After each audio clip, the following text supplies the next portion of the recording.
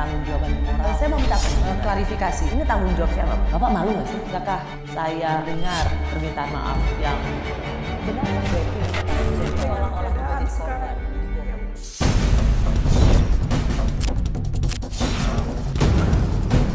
enggak lah, masa intervensi. Kalau saya intervensi, itu merintahkan batalion mana tak suruh duduk situ, nah itu namanya intervensi. Kiranya dapat disampaikan kepada Panglima TNI dan jajaran TNI atas kekhilafan ini kami mohon dapat dimaafkan. Baru pertama kali terjadi, KPK meminta maaf bahkan mengaku hilaf usai mengumumkan tersangka kasus korupsi. Permintaan maaf terucap usai Komandan Pusat Polisi Militer Marsda Agung Handoko bersama sejumlah personel POM TNI ajukan keberatan atas penetapan tersangka 2 perwira aktif TNI oleh KPK, yang mana salah satunya adalah Jenderal Bintang 3. Penetapan sebagai tersangka ini adalah kemenangan TNI sebagai undang-undang yang berlaku. Kami paham bahwa tim penyelidik kami mungkin ada kehilafan, ada kelupaan bahwasanya manakala ada melibatkan TNI harus diserahkan kepada TNI. Kepala Basarnas periode 2021-2023, Marsikal Madya Purnawirawan Henry Alfiandi, diduga menerima suap proyek pengadaan barang dan jasa di Basarnas. Terhitung dalam 3 tahun, Jenderal Bintang 3 itu bersama dan melalui bawahannya, Letkol Afri Budi Cahyanto, diduga menerima sekitar 88,3 miliar dari berbagai vendor proyek. Penyidik Puspom TNI menetapkan kedua personil TNI aktif atas nama HA dan ABC sebagai tersangka. Terhadap keduanya kita tempatkan di instalasi tahanan militer milik Pusat Polisi Militer Angkatan Udara di Halim.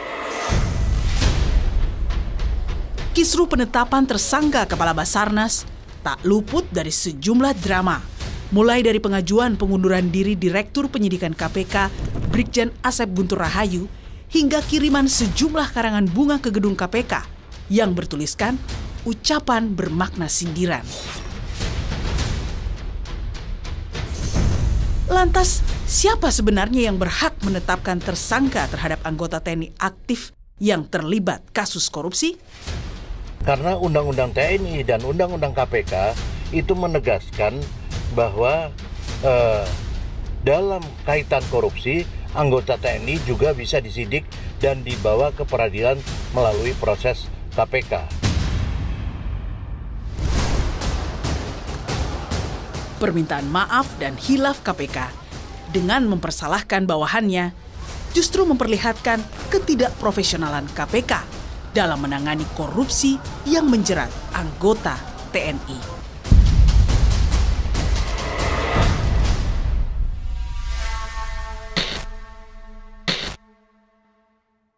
Saya sudah bersama Komandan Puspom TNI, Marsda TNI Agung Handoko, dan juga aktivis senior di bidang HAM, pejuang kesetaraan dan keberagaman yang kini menjabat Ketua Dewan Nasional Setara Institute, Hendardi. Selamat malam Pak Agung, selamat malam Bung Hendardi. Selamat malam. Terima kasih sudah di Rosi. Pak Agung, saya mau tanya dulu untuk klarifikasi. Ramai-ramai seorang dan Puspom datang ke KPK bersama para perwira tinggi TNI, lagi mau mengancam KPK ya? Baik, terima kasih Mbak Rosi. Jadi ya mungkin ini jawaban klise. Yang pertama, kita sama-sama aparat penegak hukum ingin silaturahmi ke rekan-rekan kita di KPK. Kata silaturahmi itu kesannya baik Pak, tapi itu tidak tertangkap di publik. Yang tertangkap adalah para perwira tinggi datang berseragam, loreng, ingin mengirimkan pesan, hei KPK jangan main-main sama TNI. Baik, jadi kita ke sana berseragam loreng memang pada saat hari itu hari Jumat, seragam kita memang menggunakan loreng. Di luar itu kita menggunakan pakaian angkatan masing-masing. Jadi yang saya bawa seluruhnya adalah aparat penegak hukum. Di mana sudah kita dengar bersama bahwa ada personel TNI yang ditangkap tangan oleh KPK dan diserahkan proses hukumnya kepada TNI. Dari situ kita sudah mengantisipasi dari mulai penyidik sampai dengan penuntut, orjen juga kita ikut sertakan, mendatangi ke sana dalam rangka menanyakan sebetulnya kepada pihak KPK. Kami dari TNI meminta penjelasan apa kewenangan dari pihak KPK menetapkan personel TNI menjadi tersangka. Karena kami ada ranah undang-undang kami di Undang-Undang 31 tentang peradilan militer. Demikian. Agung, dalam konferensi persnya Pak Agung di KPK mengatakan dari tim kami terus terang keberatan kalau itu ditetapkan sebagai tersangka, khususnya untuk yang militer. Karena kami punya ketentuan sendiri, punya aturan sendiri, kami aparat TNI tidak bisa menetapkan orang sipil sebagai tersangka. Begitu juga harapan kami, ya KPK juga demikian. Artinya memang ada ketersinggungan bahwa KPK yang menetapkan tersangka seorang perwira aktif TNI. Ada ketersinggungan itu? Tidak tersinggung sebenarnya, Mbak. Hanya meluruskan atau mendudukkan pada porsinya. Kan Bapak mengatakan tidak terima, kalau tidak terima kan tersinggung. Jangan diartikan seperti itu. Jadi tidak terima kami ini karena bukan pada porsinya. Jadi kami punya porsi, KPK juga punya porsi. Nah itu yang mari sama-sama kita hargai, masing-masing punya ketentuan. Jadi maknanya sebetulnya ke sana, bukan terus dalam arti kami tersinggung atau kurang suka atau apa, tidak ada maksud itu. Oke, nah kalau begitu ketika tidak terima itu Pak, tidak terima di mananya? Ditetapkan tersangkanya oleh KPK atau karena mendengar penetapan tersangka itu dari media massa? Kami mendengar dari media massa. Dari media massa, Betul. itu yang tidak dapat diterima? Iya. Jadi misalkan dari KPK pun kami juga kurang bisa menerima karena memang bukan ranahnya menurut kami. Menurut Undang-Undang 31. Jadi ada 2 poin yang menyebabkan itu tidak bisa diterima. Satu, selain itu bukan ranahnya menurut TNI. Dan kedua adalah dengarnya juga dari media massa. Ya, Oke. betul. Saya ke Bung Hendardi dulu. Bung Hendardi, kalau melihat kemarin pemandangan kemarin itu dianggap sebagai sesuatu yang sangat baru dan agak ngeri sih sebenarnya. Wajar nggak kalau KPK itu ketakutan? Saya kira begini, susah menilai wajar nggak wajar ya. Tapi yang pasti ya ketakutan memang menurut saya ya. Dan seharusnya mereka tidak ketakutan semacam itu. Tapi beginilah, saya kira apa yang dilakukan itu jelas mungkin buat KPK menakutkan karena ini seperti buat saya istilahkan intimidasi institusi. Intimidasi institusi. Nah, kalau ini ya walaupun Pak Agung punya alasan-alasan tertentu untuk ini, tapi pesan dan kesan yang disampaikan itu adalah suatu intimidasi institusi ya.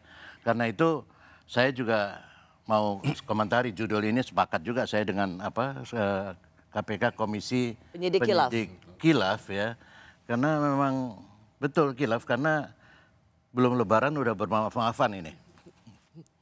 Jadi lebih mendahului yang lain ini. Jadi mereka minta maaf sebenarnya karena memang khilaf atau karena takut pada institusi TNI?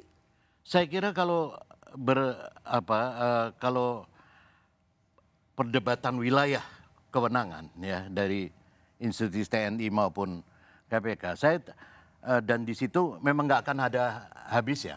Ya, karena dua-duanya punya argumen hukum yang cukup kuat. Namun buat saya semua hal yang semacam itu mesti ditarik ke atas, ke konstitusi. Ya. Dan konstitusi menegaskan secara tegas bahwa kesamaan di depan hukum bagi semua orang. Tidak peduli itu militer, itu aktif, tidak aktif, atau pensiun atau umum, ya itu semua dalam saat punya kesetaraan, punya kesamaan di depan hukum. Ya itulah saya karena itu memang mungkin ada perbedaan. Ada Pak Agung, Pak Dan Puson berpijak pada Undang-Undang Peradilan Militer. Ya, sampai yang ke situ menurut dulu, Pak. saya itu warisan Orde Baru yang udah sebetulnya sudah ditenggelamkan dalam tanda kutip adalah oleh Undang-Undang TNI maupun Undang-Undang KPK yang mengamanatkan lain. Bahkan itu merupakan programnya Jokowi periode pertama untuk merevisi Undang-Undang Peradilan Militer.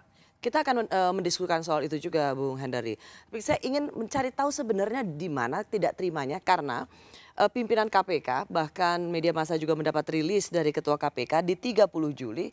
Ketua KPK mengatakan KPK telah melibatkan POM TNI sejak awal untuk mengikuti gelar perkara sampai dengan penetapan status perkara dan status hukum para pihak terkait. Itu 30 Juli. Dan semalam di program Satu Meja, pimpinan KPK juga mengatakan udah berkoordinasi. Jadi siapa yang bohong? Jadi begitu kita mendapat berita personil TNI ada tertangkap tangan, kita memang dihubungi, Mbak. Dihubungi setelah kami dapat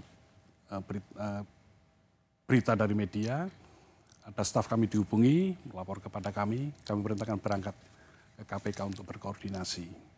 Memang di sana diskusi dan kira-kira sampai menjelang malam, pada akhirnya akan dilaksanakan ekspos di internal. Memang betul, tim Puspom dilibatkan. Pada saat itu sudah ada wacana untuk penetapan tersangka. Jadi dari pihak sipil ada 3, dari pihak TNI ada 2, karena ada pemberi, ada penerima suap. Dari tim kami sebenarnya... Sampai di titik ini benar ada koordinasi ya Pak? Betul, betul kami akui.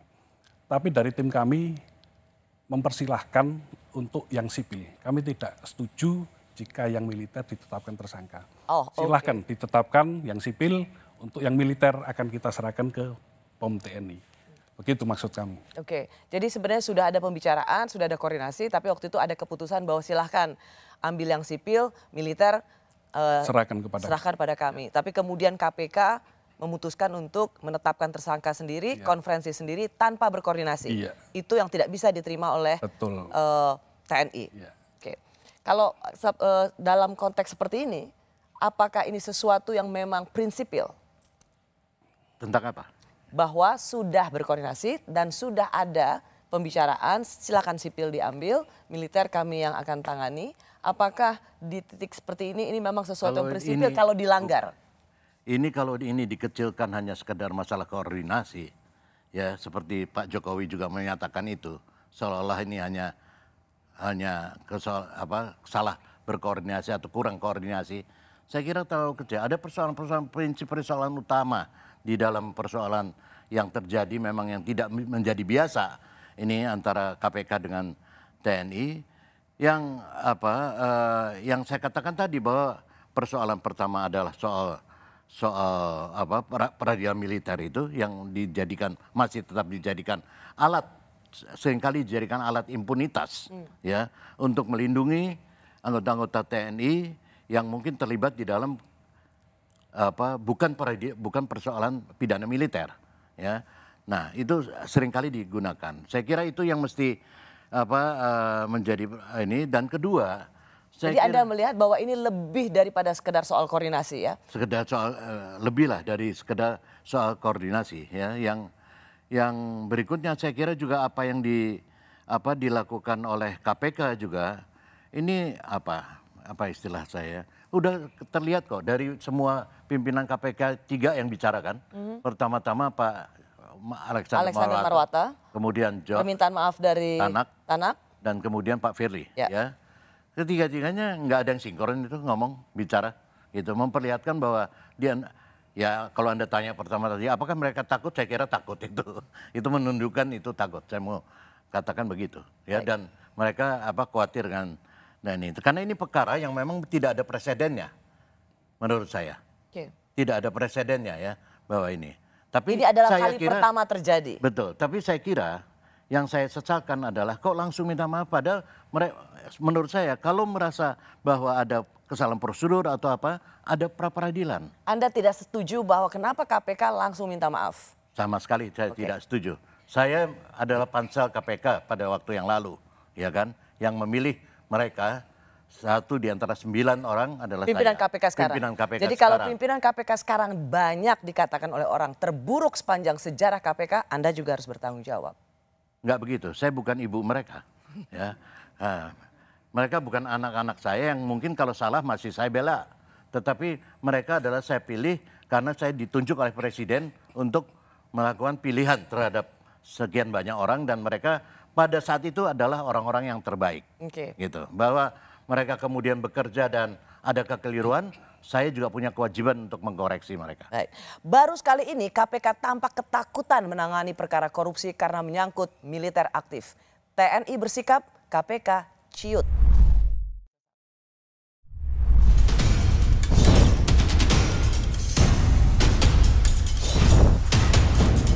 Diduga HA bersama dan melalui ABC mendapatkan nilai suap dari beberapa proyek di Basarnas sekitar 88,3 miliar.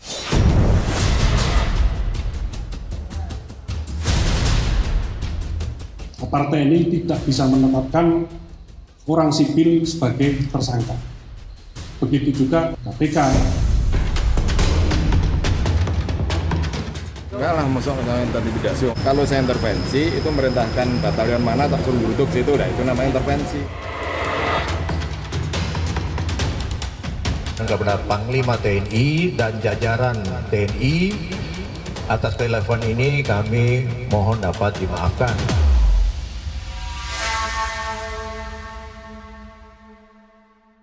Saya masih bersama Komandan Puspom TNI Marsda TNI Agung Handoko serta Ketua Dewan Nasional Setara Institute Hendardi.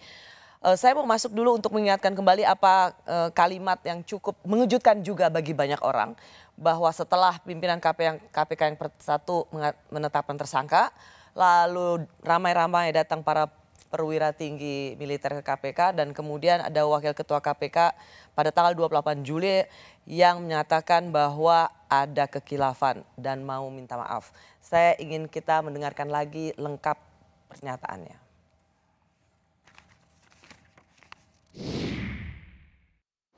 Dalam pelaksanaan tangkap tangan itu, ternyata tim menemukan, mengetahui adanya anggota TNI dan kami paham bahwa tim penyelidik kami mungkin ada kehilafan, ada kelupaan bahwasanya manakala ada melibatkan TNI harus diserahkan kepada TNI.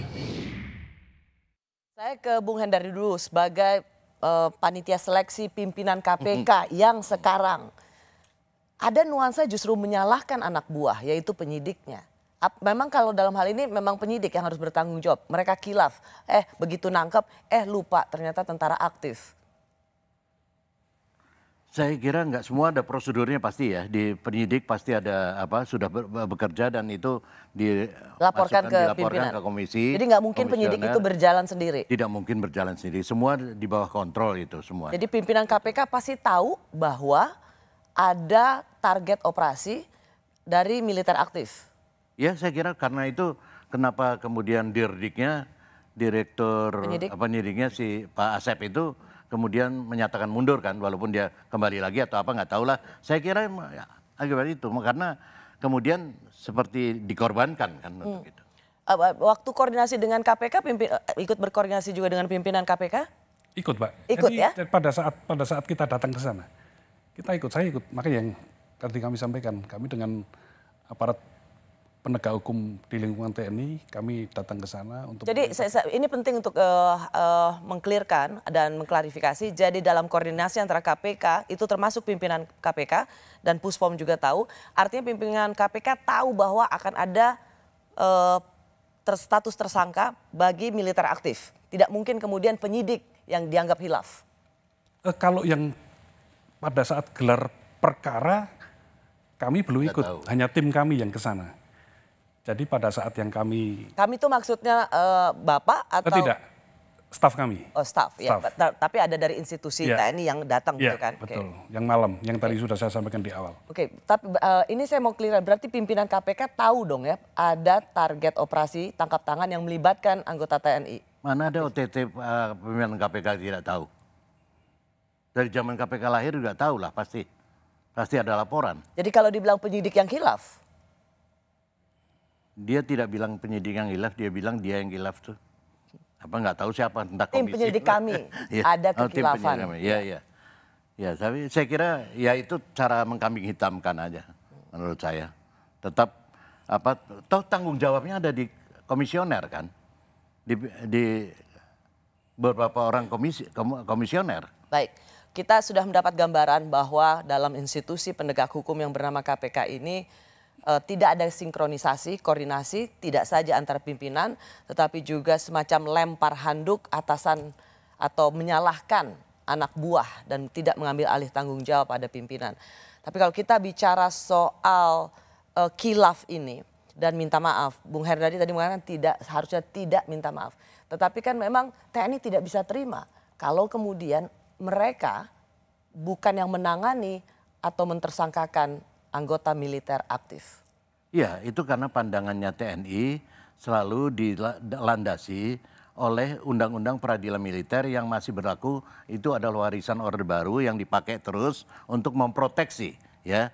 Tetapi itu dipakai terus untuk memproteksi itu. Sementara ada undang-undang, sudah ada undang-undang TNI, undang-undang KPK yang menjelaskan bahwa tindak pidana apapun itu yang bukan tindak pidana militer itu harus ada di peradilan umum. Nah itu perbedaan ini. Tapi saya sadar perbedaan ini susah kemudian ditemukan. Makanya kita kembalikan ke konstitusinya bahwa ini merupakan ini adalah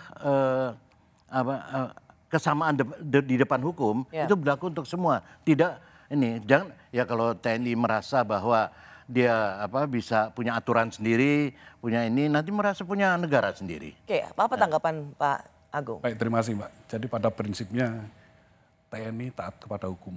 Apapun aturannya kita ikut. Nah, sekarang yang kita gunakan adalah aturan yang ada. Memang betul dari Pak Endardi tadi. Sudah ada Undang-Undang TNI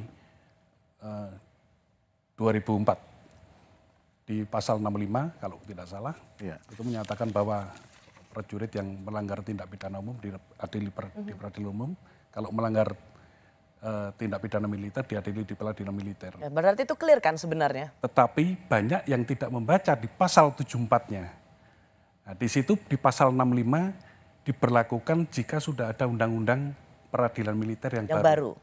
Problemnya adalah belum ada undang-undang militer yang baru. Sehingga undang-undang peradilan militer yang ada yang 31 itulah yang digunakan. Oke, ini penting saya tanyakan gini. Keberatan TNI ini karena yang ditangkap atau ditersangkakan Jenderal Bintang 3 sebenarnya kan udah mau pensiun. Dan kalau sebenarnya satu hari sudah skepnya keluar ada sertijab, nggak apa-apa tuh TNI? Kami menganut bahwa subjek hukum di peradilan militer adalah prajurit 1. Dan kita mengenal ada tempus delicti. Siapapun itu selama masih aktif, siapapun itu. Sipil tidak boleh menangani. Siap. Jadi pada saat kapan tindak pidana itu dilakukan, manakala dia masih aktif, itu adalah tanggung jawab kami. Walaupun itu sudah pensiun. Oke, ini tadi landasan hukumnya jelas dari Danpuspom, Bung Hendardi, bahwa pasal 74 itu baru berlaku kalau ada undang-undang peradilan militer baru yang sudah dibikin. Jadi wajar kalau TNI masih menggunakan undang-undang peradilan militer yang lama. Yang Anda katakan sebenarnya itu produk Orde Baru yang sudah ingin ditenggelamkan. Iya.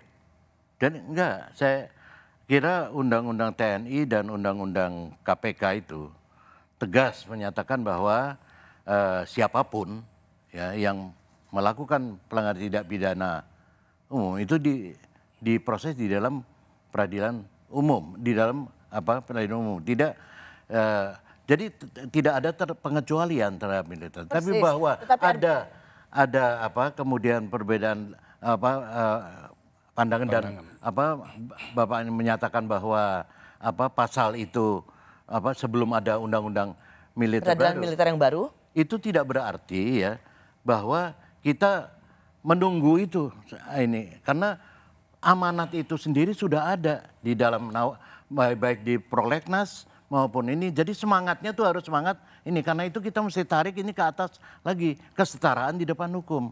Kalau nggak begini nggak akan selesai. Karena itu akan dipakai terus selama belum ada perubahan undang-undang militer. Itu akan dipakai terus sebagai proteksi. Sebagai impunitas. Ya, sebagai untuk mengimpunitas kelompok tertentu di dalam hukum. Dan itu yang saya kira tidak fair lah ya untuk siapapun. Menurut saya begitu. Baik. Militer aktif kini mulai banyak ditempatkan di institusi sipil. Jika mereka melakukan tindak pidana, mengapa harus militer lagi yang menangani? Saya masih bersama Dan Puspom TNI, Masda TNI Agung Handoko, dan aktivis HAM senior Hendardi. Saya ke Pak Agung. Pak Agung, sekarang baik polisi maupun militer aktif menerima penempatan di institusi sipil. Tetapi kemudian kalau melakukan tindakan kejahatan, korupsi misalnya, tidak boleh ditersangkakan oleh sipil. Tugas sipilnya mau, tapi ditersangkakan oleh sipil nggak mau. Terasa seperti tentara ingin dianak emaskan, diistimewakan selalu. Apa penjelasan TNI kalau dengan anggapan seperti ini? Baik, terima kasih. Jadi kembali tadi bahwa subjek hukum kita di peradilan militer adalah prajurit militer aktif. Soal dikatakan bahwa ini seolah-olah mendapat privilege atau impunitas. Sebetulnya tidak. Hanya mungkin media tidak pernah meliput bagaimana penanganan hukum di lingkungan TNI.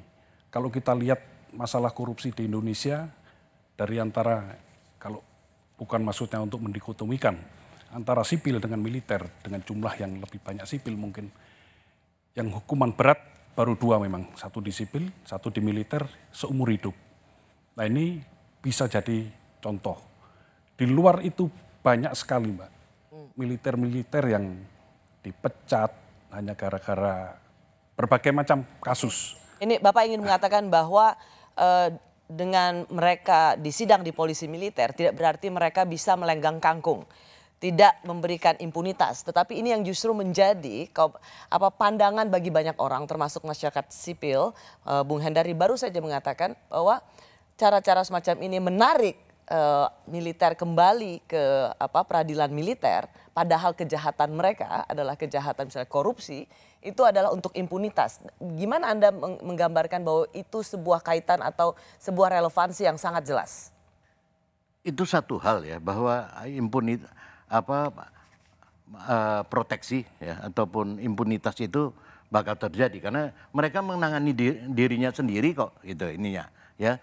Bagaimana orang melihat ini soal akuntabilitas gitu ya. Sekarang misalnya jadi persoalan apa yang Pak Agung sampaikan tadi bahwa saya tidak mempermasalahkan apakah peradilan militer itu misalnya akan menghukum seseorang ringan atau berat ya, karena itu otoritas dan wilayah hakim ya. Yang saya persoalkan adalah misalnya sekarang, tapi yang lebih jauh dari sekedar mengimpunitas dalam pengertian politik adalah sejauh mana keterbukaan akuntabilitas di misalnya orang bertanya bagaimana tahanan militer, apa benar dia ditahan ini semacam itu ya, kemudian bagaimana prosedur pengawasan tahanan dan narapidana militer. Itu aja persoalan teknis yang kemudian akan berlanjut menjadi pertanyaan-pertanyaan. Mengapa tidak percaya? Ya, kalau mereka bisa menangani sendiri kan orang lain nggak bisa lihat. Ya orang di KPK aja diambil kok TSK-nya. Anda lebih percaya bahwa semua prosedur itu biar ditangani oleh aparat penegak hukum yang notabene sipil?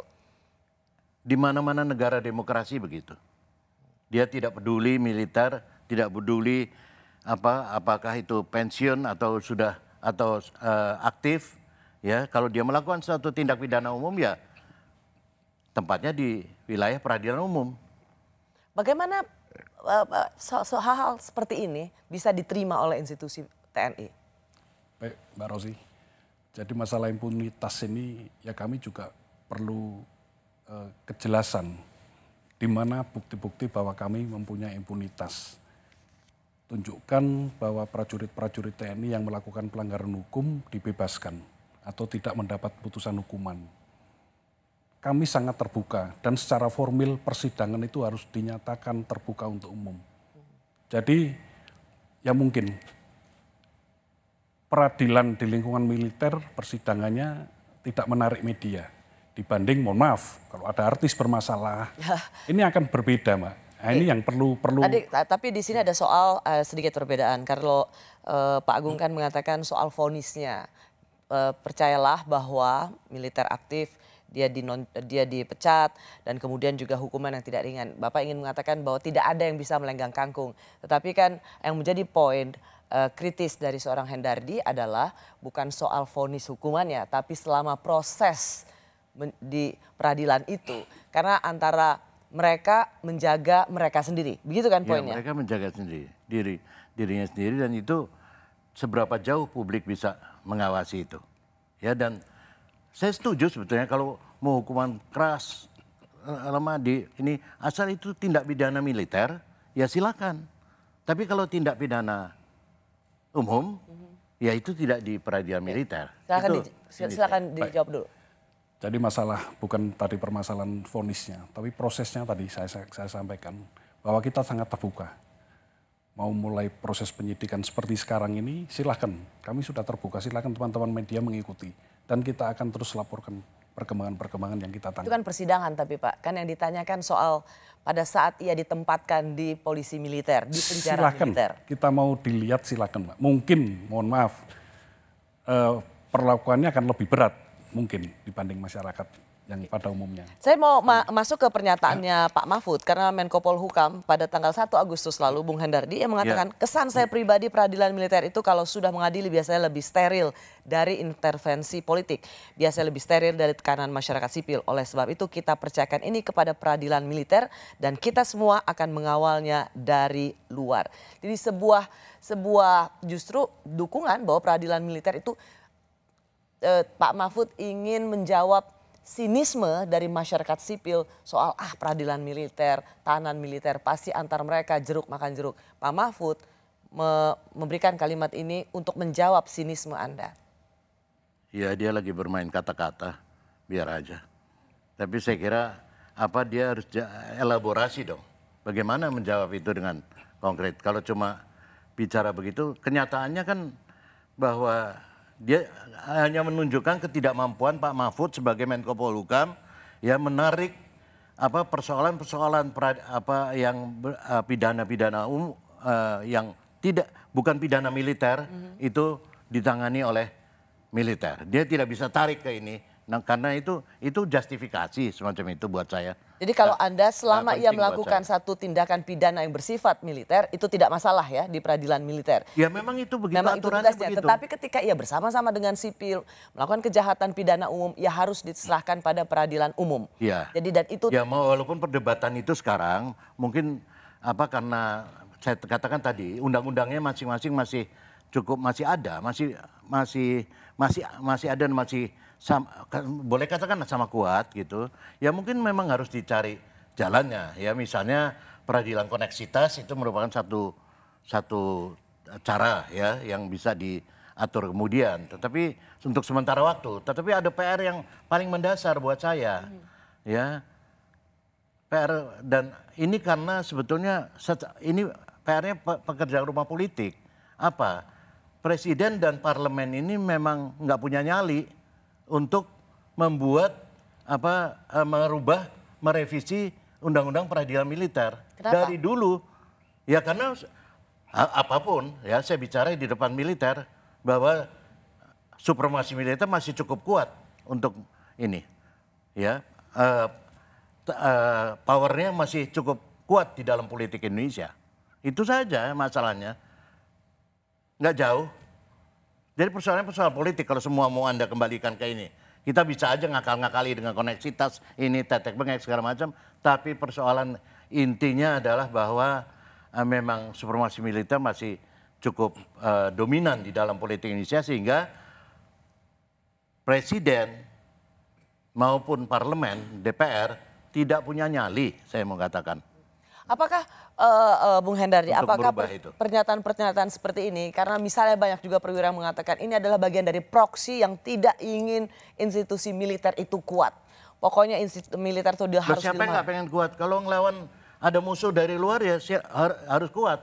Kalau perlu saya terjun juga ikut bantu. Tapi kan persoalannya kita bukan melawan musuh. Apalagi sebenarnya yang menjadi kekhawatiran? Bukankah TNI saat ini sudah mereformasi dirinya? Mengapa sinisme itu masih ada? Ini bukan sinisme, kenyataan bahwa di dalam hukum apa yang namanya azas kesetaraan dalam hukum itu tidak dijalankan. Kenapa? Tadi saya katakan lagi, karena ada beberapa perundang-undangan kemudian yang menghambat. Kenapa kemudian tidak dirubah? Karena politik itu, presiden maupun parlemen yang punya kewenangan legislasi terhadap itu tidak punya nyali. Kenapa? Karena militer masih cukup kuat. Dominasi artinya betul ada perubahan di dalam militer pasti. Ya, banyak perubahan menurut saya, ya. Namun kan kita bicara dalam konteks ini. Konteks bagaimana mengadili militer. Supaya ini tidak selalu menjadi konflik ke depan. Persoalan yang terus-menerus ini, ya. Ingat loh, ini warisan Orde Baru. Presiden Jokowi mengatakan harus ada evaluasi agar jangan ada lagi korupsi di tempat-tempat yang penting, termasuk evaluasi penempatan militer dan polisi di tempat-tempat sipil. Apa artinya? Masih bersama saya dan Puspom TNI, Marsda TNI Agung Handoko dan aktivis senior pejuang kesetaraan dan keberagaman Hendardi. Saya ingin kita melihat lagi, mendengar ulang apa kata Presiden Jokowi untuk mengevaluasi posisi-posisi penting supaya tidak terjadi lagi kasus serupa. Ini pernyataan Presiden. Pak, soal Kabasarnas polemiknya bagaimana Pak? Polemik Kabasar penangkapan tertangkap. Ya itu masalah, menurut saya masalah koordinasi ya. Masalah koordinasi yang harus dilakukan. Semua instansi sesuai dengan kewenangan masing-masing menurut aturan. Udah, kalau itu dilakukan rampung. Pak, ada evaluasi perwira tinggi TNI yang menduduki jabatan sipil nggak? Karena akhirnya kalau ada masalah hukum ke depan akan terjadi konflik seperti Kabasarnas. Semuanya akan dievaluasi. Tidak hanya masalah itu, semuanya. Karena kita tidak mau lagi di tempat-tempat yang sangat penting terjadi penyelewengan, terjadi korupsi. Jadi kalau kita kembali apa yang dikatakan Presiden, ditekankan lagi oleh Presiden, kuncinya hanya koordinasi, Bung Hendari. Jadi tak lebih dari itu, andaikan ada koordinasi pasti ini tidak terjadi lagi. Jadi nggak terlalu jauh ke soal peradilan militer, amandemen undang-undang militer gitu. Ya respon teknis dari Pak Presiden ini menurut saya menggambarkan sebetulnya pemahaman yang minimal dari Presiden sendiri. Dan lemahnya pemihakan justru Pak Jokowi terhadap pemberantasan korupsi. Dan juga pelembagaan persamaan di depan hukum. Ya dia hanya ini karena hanya soal koordinasi. Dia tidak menangkap Pak Jokowi tidak menangkap suatu potensi impunitas yang selama ini melekat pada oknum TNI yang melakukan satu tindak pidana korupsi atau tindak pidana umum lainnya. Ini telah mengafirmasi satu asumsi banyak pihak bahwa sejauh ini seperti pengadaan barang dan jasa, kemudian termasuk pengadaan alutsista ya di institusi TNI, di Departemen Pertahanan atau di Kementerian Pertahanan atau institusi sektor keamanan yang lain itu sulit memenuhi kewajiban standar transparansi dan akuntabilitas.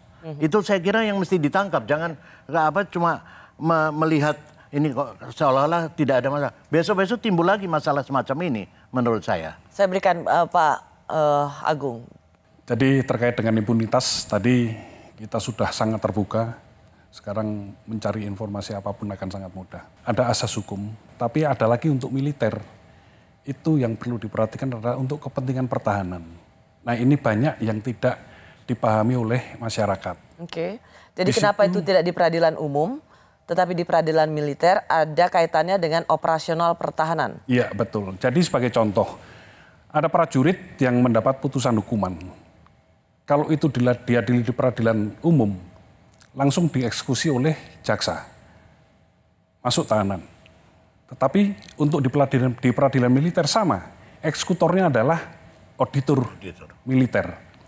Tetapi masih ada lagi ketentuan bahwa seorang ankum atau komandannya kalau boleh dikatakan bisa menunda pelaksanaan itu. Nah ini bisa diasumsikan bahwa ini intervensi terhadap impunitas. Nah, padahal kepentingan menunda itu ada ketentuannya. Kalau si prajurit ini mungkin punya keahlian khusus yang tidak dimiliki oleh prajurit lain, sedangkan dia akan digunakan untuk operasi. jika ini masuk tahanan, operasi bisa tidak berjalan. Misalkan seperti itu. Wah, nah, ini kan artinya, tidak. Maaf, berarti ada seorang, misalnya dia membunuh warga sipil, gitu. Tapi karena keahliannya dibutuhkan, si pembunuh ini yang harusnya ditahan, dia bisa tetap bertugas atas nama operasi pertahanan keamanan. Bisa, misalkan itu memang betul-betul, tentunya dengan pertimbangan yang matang. Ilmu yang dimiliki memang tidak dimiliki oleh prajurit lain. Hanya satu-satunya dari sekian ratus ribu prajurit, hanya dia. Misalkan tapi demikian. Batasannya apa? Ya kemampuan tadi, Mbak. Kemampuan spesialnya tadi. Yang itu digunakan untuk suatu operasi. Ini yang kemudian dianggap sebagai bagian dari impunitas. Hanya karena ia punya keahlian, tapi kemudian dijadikan alasan sebagai dia harus melakukan satu tugas yang untuk demi kepentingan sebetulnya bukan alasan menurut kami, karena kaitannya memang untuk kepentingan negara, misalkan untuk kepentingan negara ini. Jadi seorang prajurit yang sudah terbukti melakukan kejahatan pun dia masih bisa ditunda hukumannya. Bisa, bukan berarti hilang hukumannya, hanya ditunda. Hanya ditunda. Iya. Setelah dia melakukan tugas negara, ya harus melunasi hukuman. Itu sebenarnya argumentasinya. Ada tugas demi kepentingan negara. Itu di peradilan militer kalau melakukan tindak pidana militer. Tapi kalau dalam kaitan dengan tindak pidana umum nggak bisa menurut Betul, saya. Justru itulah mengapa ada kepentingan prajurit aktif tetap di peradilan militer. Ya itu dua sisi dalam satu mata uang yang bisa ini. Satu sisi bisa memang mungkin betul ada ini, tapi saya nggak tahu case-nya semacam apa. Tetapi kalau di lain pihak itu bisa terus-menerus dipakai sebagai impunitas. Jadi apa lesson learned, apa pelajaran terbaik dari kasus ini? Baik, jadi kita sebagai aparat penegak hukum, sama-sama aparat penegak hukum, memang alangkah baiknya kalau kita saling bersinergi. Kita saling mengisi, justru jangan sampai ada celah. Seperti kejadian sekarang, banyak polemik, akhirnya menguras energi kita, menguras tenaga kita. Jadi kembali tetap hanya dikoordinasi. Iya. Salah satu misalnya anggota Komisi 3 mengatakan bahwa TNI merasa dilecehkan.